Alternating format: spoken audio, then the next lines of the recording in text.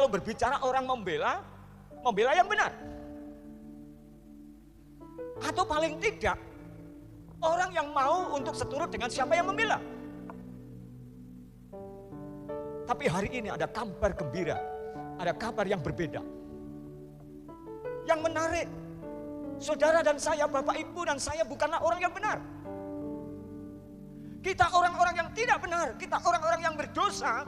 Tetapi Alkitab, ketika orang itu mau tunduk kepada Tuhan, Tuhan akan apa? Berjalan di depannya. Tuhan akan menjadi pemimpinnya, Tuhan akan membela dia. Tuhan akan menjadi tamengnya dia. Itulah yang disebut dengan istilah orang-orang percaya adalah anugerah. Kita yang tidak layak, tapi Tuhan mau bela kita. Kita yang tidak mampu untuk kemudian menghadapi masalah rohani, yaitu dosa yang akan membawa kepada maut. Tapi apa?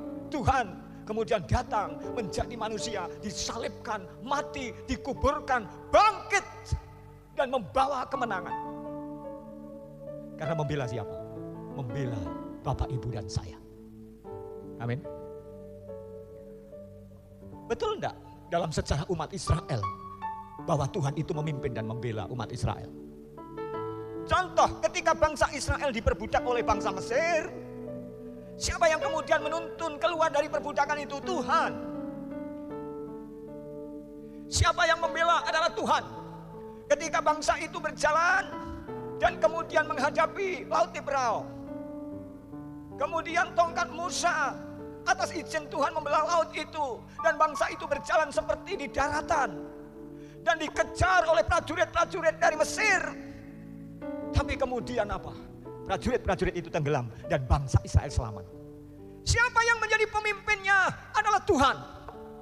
Dan Tuhan yang sama itu menyatakan diri di dalam Yesus. Dia menjadi pemimpin kita, menuntun kita dari perbudakan dosa menuju surga, perjanjian yang Tuhan nyatakan kepada kita semua. Bukan berarti kita tidak ada tantangan, tapi kalau kita ngikutin Tuhan dan arahan Tuhan sebagai pemimpin kita, Tuhan ada di depan kita. Amin. Itu Tuhan kita. Yang kedua, Bapak Ibu, apa yang membuktikan bahwa Tuhan itu selalu ada di dalam kehidupan umatnya? Ayat 8b. Lihat di Ulangan pasal 31 ayat 8b. Dikatakan begini, kalimat kedua. Dia sendiri akan menyertai engkau. Dia sendiri akan menyertai Bapak Ibu. Dia sendiri akan menyertai umatnya. Ini menunjukkan apa? Kehadiran Tuhan. Jadi yang kedua, Tuhan menyertai kita umatnya. Ini menunjukkan kehadiran Tuhan. Dalam terjemahan lain, artinya Tuhan mendampingi kita. Saat kita sedang menghadapi dan melawan tantangan, Tuhan mendampingi kita. Saat kita menghadapi persoalan, Tuhan mendampingi kita. Tuhan tidak jauh dengan kita. Bahkan ada orang yang berkata, Tuhan itu sejauh doa.